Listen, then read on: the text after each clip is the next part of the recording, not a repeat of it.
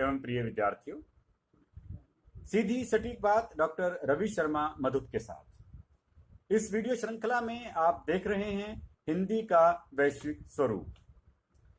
इसके अंतर्गत आजकल मैं बात कर रहा हूं उन हिंदी सेवियों की जो विदेशों में हिंदी के प्रचार प्रसार में संलग्न हैं।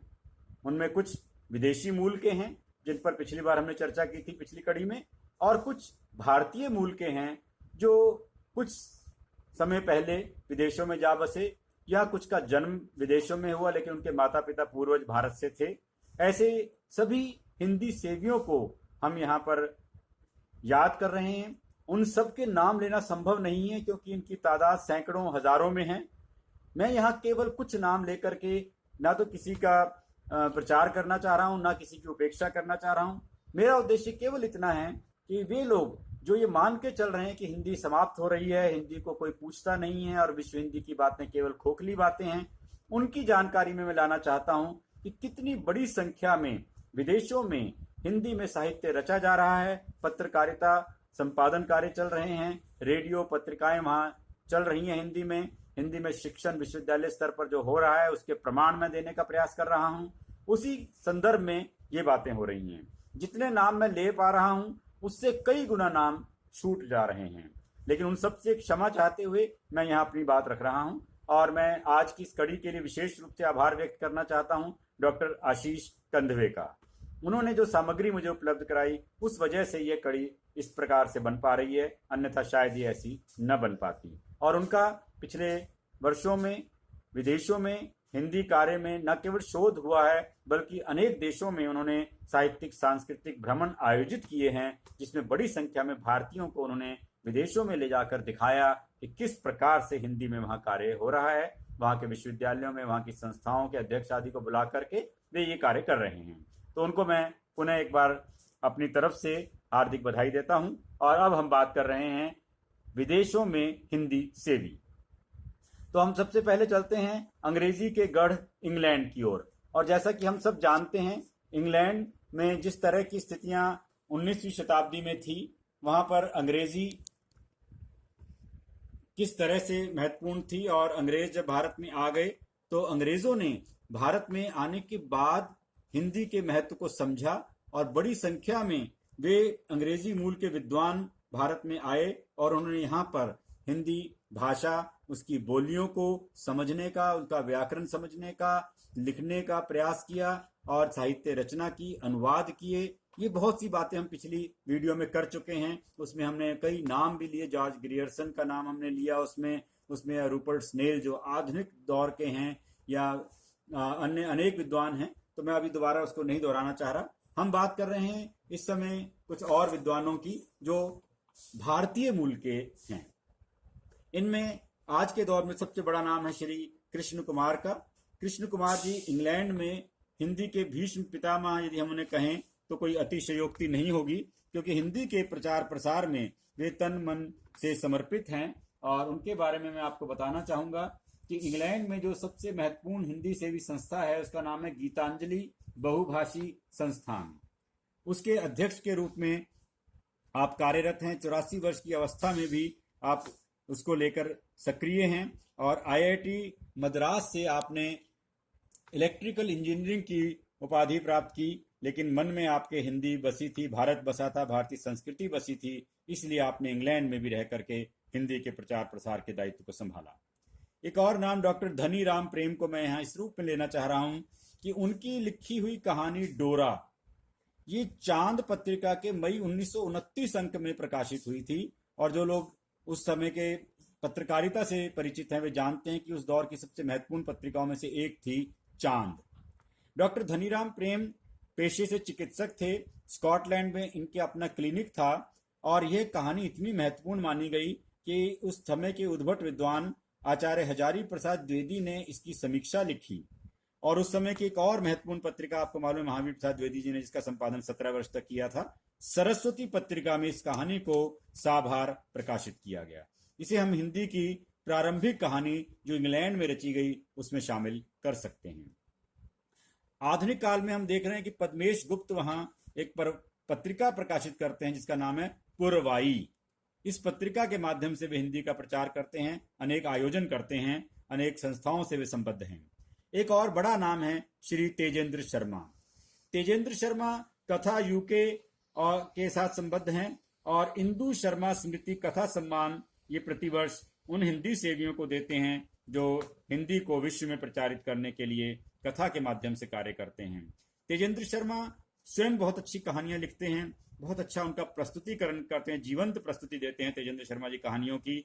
बहुत ही विनम्र व्यक्ति हैं और भारत के साथ निरंतर उनका संबंध प्रगाढ़ रहता है, वे आते रहते हैं। कई बार मुझे मिलने का अवसर मिला है और उनके मुख से उनकी कहानियां सुनने का अवसर मिला है।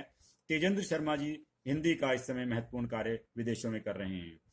इसी प्रकार भी गीतांजलि संस्थान का मैंने जिक्र किया था, उसने विश्व हिंदी गौरव सम्मान देती है प्रतिवर्ष। 2020 का विश्व हिंदी गौरव सम्मान डॉक्टर आशीष कंधवे को दिया जा रहा है। इसके अतिरिक्त डॉक्टर दिव्या माथुर लंदन में वातायन संस्था की अध्यक्ष के रूप में कार्य कर रही हैं और Jaya Verma Kavyarang Nottingham Great Britain की अध्यक्ष के रूप में कार्य कर रही हैं।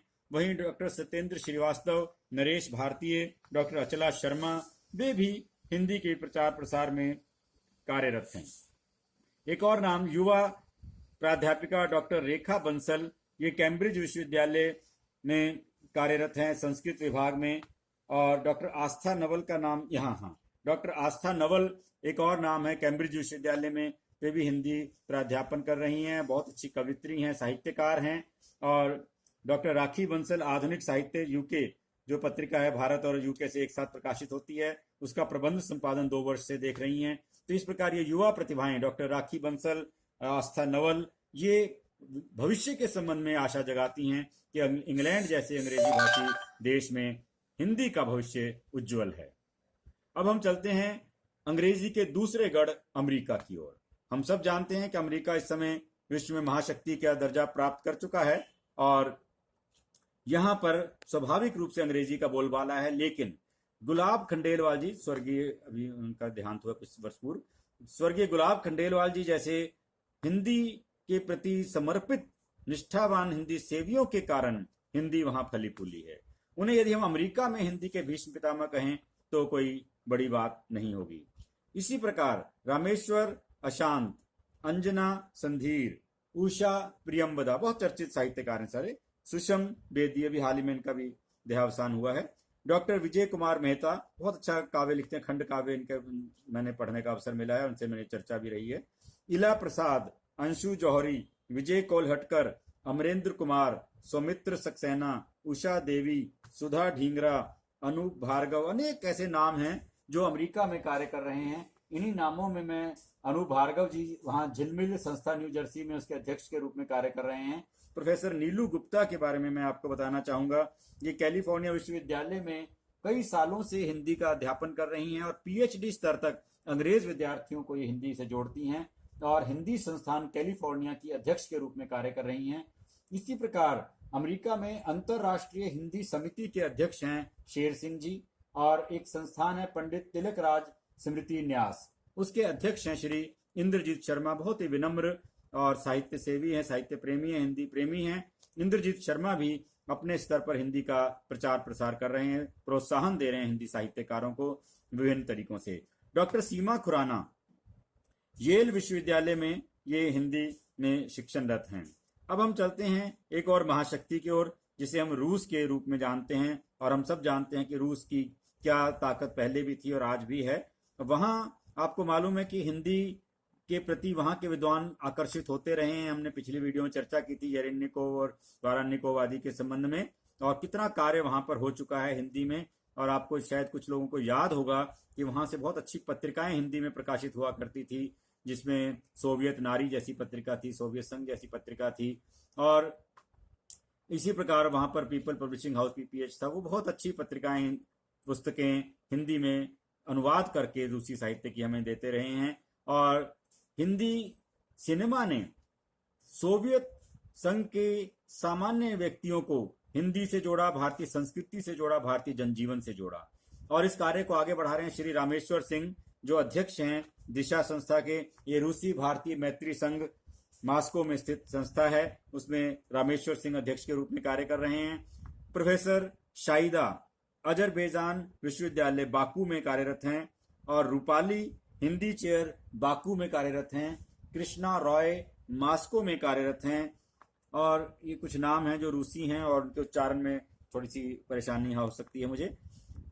ये नाम है, आप देख पा रहे होंगे इसको शायद। अलेक जोद्रा कोनेवा, ये डिप्टी डायरेक्टर है यशरोफ थिएटर इंस्टीट्यूट और उपनिदेशक हैं पद्मश्री गेनादी पेचनिकोव दिशा रामलीला मास्को में।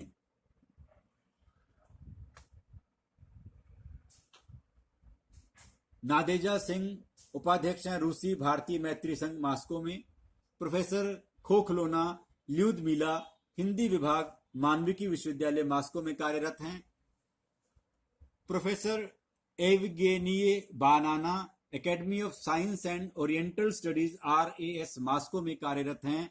और वहीं पर कार्यरत हैं प्रोफेसर ततियाना शायूमया, ये भी उसी में प्रोफेसर हैं जहां भारतीय अध्ययन केंद्र है academy of science and oriental studies Moscow में। डॉक्टर अन्ना चेलेनेकोवा ये हिंदी विभाग स्टेट यूनिवर्सिटी सेंट पीटर्सबर्ग में कार्यरत हैं। सुशील कुमार आजाद ये वरिष्ठ हिंदी प्राध्यापक एवं साहित्यकार हैं मास्को में। और डेनमार्क में साहित्यकार के रूप में प्रतिष्ठा प्राप्त कर चुकी हैं अर्चना पेन्युली। बहुत अच्छी रचनाएं आपकी छपती रही हैं, विभिन्न पत्र पत्रिकाओं में आप प्रकाशित होती रही हैं। और अन्य देशों में भी हिंदी के कार्य में अनेक हिंदी सेवी लगे हुए हैं। और हम अब उन देशों की ओर चलेंगे और उन देशों में कौन कौन लोग कार्य कर रहे हैं उनमें से कुछ नाम मैं आप तक पहुंचाने का प्रयास करूंगा। आप देख सकते हैं, हम चलते हैं ऑस्ट्रेलिया की ओर और ऑस्ट्रेलिया में हम देखते हैं कि कौन इस समय हिंदी सेवी हैं। रेखा राजवंशी ये अध्यक्ष हैं Indian literature and art society की। सुभाष शर्मा अध्यक्ष हैं साहित्य संध्या ऑस्ट्रेलिया में। और सिंगापुर में ममता मंडल ग्लोबल हिंदी फाउंडेशन से जुड़े हैं। शार्दुला नोमेजा कविताई समूह से जुड़ी हैं। डॉक्टर संध्या सिंह संगम सिंगापुर से जुड़ी हैं। अब चलते हैं नीदरलैंड की ओर। नीदरलैंड में पुष्पिता अवस्थी जी निदेशक हैं हिंदी वैश्विक संस्थान की। और जापान में रमा शर्मा हिंदी को आगे बढ़ाने में प्रयासरत हैं, साहित्य लेखन में लीन हैं। चीन में डॉक्टर अनीता वुहान के विश्वविद्यालय में, जहां से ये वायरस फैलने की खबरें आ रही हैं कोरोना की, उसी वुहान के विश्वविद्यालय में हिंदी शिक्षणरत हैं पिछले 3 दशक से डॉक्टर अनीता। नॉर्वे में डॉक्टर सुरेश चंद्र शुक्ल स्पाइल दर्पण पत्रिका निकाल रहे हैं और वे निरंतर भारत आते भी रहते हैं, जुड़े भी रहते हैं। अभी एक वेबिनार में भी वे शामिल हुए थे हमारे साथ। तो डॉक्टर सुरेश चंद्र शुक्ल बहुत ही उत्साही कर्मठ कार्यकर्ता हैं, हिंदी के संबंध में बात करते हैं। कनाडा में सुमन घई, विजय विक्रांत, डॉक्टर शैलजा सक्सेना ये बड़े महत्वपूर्ण नाम हैं और ये संस्थापक निदेशक हैं हिंदी राइटर्स गिल्ड कनाडा के ये संस्थापक निदेशक हैं। कनाडा में सुमन घई, विजय विक्रांत और डॉक्टर शैलजा सक्सेना। हम चलते हैं एक और महत्वपूर्ण देश बाली इंडोनेशिया में बाली में जाने का सौभाग्य मुझे मिला था और वहाँ किस तरह से आज भी भारतीय संस्कृति विद्यमान है ये देख करके आश्चर्य होता है। वहाँ चौराहों पर भारतीय देवी देवताओं की बड़ी बड़ी विशालकाय सुंदर वहाँ की शैली में बनी हुई मूर्तियां लगाई गई हैं। वरुण देवता की है, इंद्र देवता की है, अन्य देवी देवताओं की वहाँ मूर्तियां हैं। उस बाली में प्रोफेसर इडा आए यादनवती धर्म यश हिंदू धर्म संस्कृति विशेषज्ञ हैं, ये जकार्ता में कार्यरत हैं। श्रीमती इडा मेघावती पूर्वसिता थिएटर में योग्यकर्ता में ये कार्यरत हैं। श्री दनम ये चेयरमैन हैं पूर्वसिता थिएटर योग्यकर्ता में। और मलेशिया की ओर चलते हैं। मलेशिया में पद्मश्री रामली इब्राहिम ये कलाकार हैं और कला समीक्षक हैं कुआलालंपुर में। प्रोफेसर गुलाम सरवर यूसुफ ये वरिष्ठ कला समीक्षक हैं कुआलालंपुर में। और फिलीपींस की ओर चलें तो स्टीवन PC फर्नांडीज मनीला में कार्यरत हैं। थाईलैंड की ओर देखते हैं तो वहां पर प्रोफेसर चिरापट प्रपंड विद्या, नाम भी बहुत अद्भुत है, प्रोफेसर चिरापट प्रपंड विद्या ये संस्कृत के विद्वान हैं, बैंकॉक में कार्यरत हैं। पोर्ट ऑफ स्पेन एक और महत्वपूर्ण प्रवासी भारतीयों का देश है, जहां बड़ी संख्या में हिंदी भाषी आज भी कार्य कर रहे हैं। पंडिता इंद्राणी राम प्रसाद, आप इन नामों पर ध्यान दीजिए, भारतीय मूल के नाम हैं, लेकिन ये वहीं पर ही पैदा हुए हैं, वहीं पर ही इनका सारा अध्ययन अध्यापन हुआ है। पंडिता इंद्राणी राम प्रसाद ये भारतीय और विदेशी रामलीलाओं की विशेषज्ञ मानी जाती हैं। और सत्यनारायण बालकरण सिंह, नाम देखिए, सत्यनारायण को सत्यनारायण बालकरण सिंह, ये वहाँ कलाकार हैं और भारतीय संस्कृति के विशेषज्ञ के रूप में ख्याति प्राप्त कर रहे हैं। इसी प्रकार श्री कृष्ण मूर्ति, ये रामलीला कलाकार हैं वहाँ पर, और ये सभी के सभी अपने अपने तरीके से हिंदी को उन देशों में आगे बढ़ाने में कार्य कर रहे हैं जहाँ के बारे में हमें लगता है कि वहाँ अंग्रेजी का बोलबाला है। तो मित्रों, हिंदी के वैश्विक स्वरूप के अंतर्गत ये कुछ बातें मैं आपके साथ बांट रहा हूँ, और उद्देश्य मेरा वही है कि जो भी हिंदी के संबंध में विश्व में कार्य हो रहे हैं वे हमारे मित्रों तक पहुँचें और हिंदी के प्रति एक सकारात्मक सोच बने। हम ये मान के चलें कि विश्व में हिंदी आगे बढ़ रही है, अनेक तरह से हिंदी में कार्य हो रहे हैं। अभी हम आगामी कड़ियों में कुछ पत्र पत्रिकाओं का और उल्लेख करेंगे या रेडियो चैनल की बात करेंगे जिनके माध्यम से हिंदी सिनेमा का भी उल्लेख करेंगे, विश्व हिंदी सम्मेलनों का भी बात करेंगे। तो इस प्रकार हिंदी का वैश्विक स्वरूप अनेक आयामों को समेटे हुए है। इनको आप जानने के लिए आप देखते रहिए मेरी ये वीडियो श्रृंखला सीधी सटीक बात डॉक्टर रवि शर्मा मधुप के साथ।